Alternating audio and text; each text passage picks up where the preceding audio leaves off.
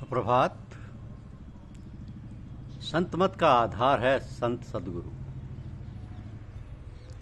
संत मत का आधार है संत सतगुरु। यह हमारी आज की आध्यात्मिक चर्चा का विषय है। संत मत में तीन बातें बहुत जरूरी हैं: सदगुरु, सदनाम और सत्संग। अव्वल गुरु पूरा और सच्चा होना चाहिए, यानी संत सदगुरु। दूसरे नाम में सबसे ऊंचा, सच्चा, पूरा और सल यानी नामी चाहिए, और मैं भेद नामी के।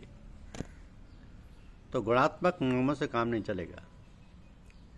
तीसरे सत्संग भी सच्चा चाहिए, और उसके दो तरीके हैं: एक सत्संग आंतरिक यानी आंतरिक, और दूसरा बाहरी।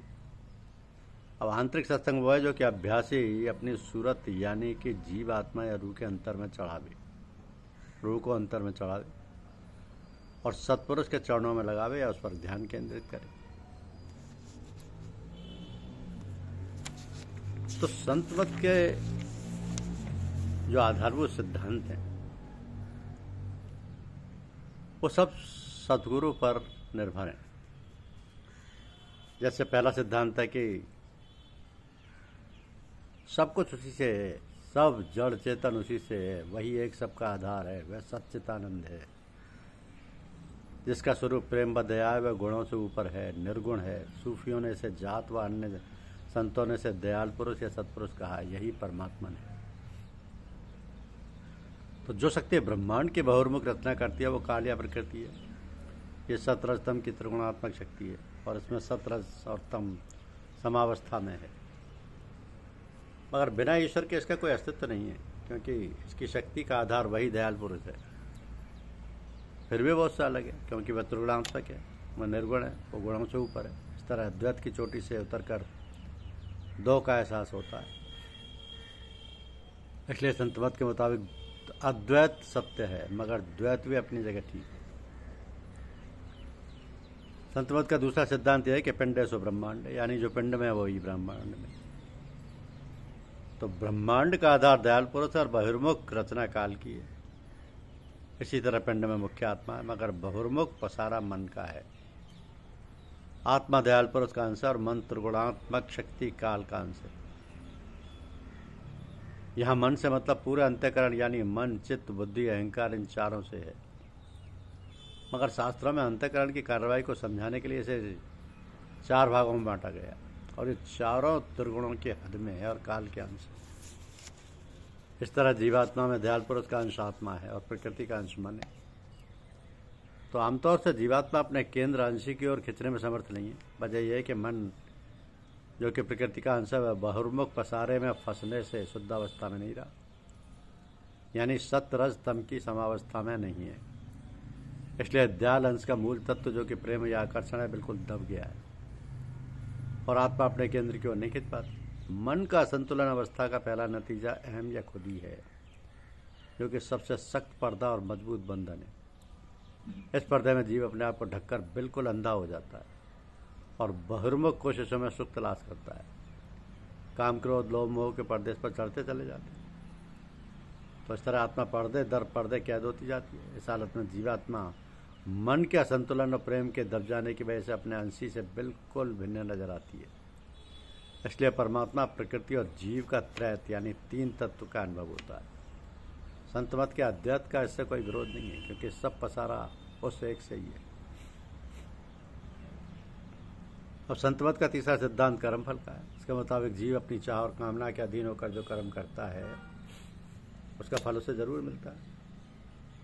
इसका मकसद यह है कि जीव कर्म भोग कर पलटे और उसमें परमार्थी चाह पैदा हो, यानी वह सांसारिक भोगों की निस्सारता को समझे और बहिर्मुखी चाह ना उठाए और अपनी असली अवस्था को हासिल करे।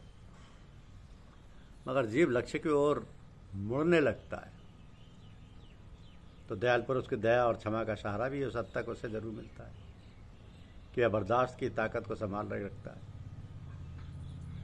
अगर कर्म परमार्थी चाह के साथ किए जाते हैं और निष्काम है, यानी बिना किसी बहिर्मुख चाह के हैं और समर्पण के साथ किए जाते हैं, तो जीव कर्म फल से मुक्त रहता है। इसलिए जीव को दया और क्षमा का सहारा पाने के लिए लक्ष्य की ओर मुड़ना चाहिए। और भविष्य के लिए कर्म फल से मुक्त होने के वास्ते परमार्थी को चाह और समर्पण के साथ ही कर्म भोग करना चाहिए। चौथा सिद्धांत है कि बिना सद्गुरु की शरण लिए जीव का उद्धार संभव नहीं। इसकी वजह यह है कि जीव जिसने अपने आप को खुद बंधवा रखा है और बनता चला जा रहा है, और जिसके प्रेमांग पर्दे पर पर्दे जिसका प्रेमांग पर्दे पर पर्दे दबा हुआ है, वो अपने आप को कैसे खोल सकता है? कैसे खोल सकता है? अपने प्रेमांग को पूरी तरह कैसे उभार सकता है? इसका सबसे मजबूत बंधन अहम का है, जो अपनी कोशिश से और भी मजबूत होता है। तो जैसे कोई शख्स मजबूती से बंधा हुआ है और वह अपनी हेकड़ी और ताकत दिखाता है और वह अपने आप को फुलाता है, तो बंधन और कस जाता है। जब तक वह पतला नहीं होता, यानी शरण नहीं लेता, तब तक वह बंधन ढीला नहीं होता। तो ये जीव उस शेर की तरह जिसने अपने आप को बंधवा लिया और भेड़ों के बीच में भेड़ रूप हो गया, तो अपने आप अपने असली अवस्था को हासिल नहीं कर सकता, क्योंकि ये बंधा हुआ है और उसका प्रभाव बिल्कुल दब गया है। लेकिन अगर ये अपने आप को खुलवाने के लिए सीधे सीधे खड़ा रहे और खोलने वाला उसे शीशा दिखाए, वैसे उसकी असली आवाज़ सुनाए और उसका बार बार अभ्यास करवाए, तब वो अपने असली रूप को समझ सकेगा और अपनी असली अवस्था को हासिल कर सकेगा। तो संत मत में मौजूदा सद्गुरु की शरण की महिमा है। जो मानव शरीर में विद्यमान हो, उसी को हम आसानी से प्रेम कर सकते हैं, उसकी शरण ले सकते हैं। वो हमारे दबे हुए प्रेमांग को उभार सकता है और वही हमारे मन के असंतुलन को दूर करने में सीधी मदद कर सकता है।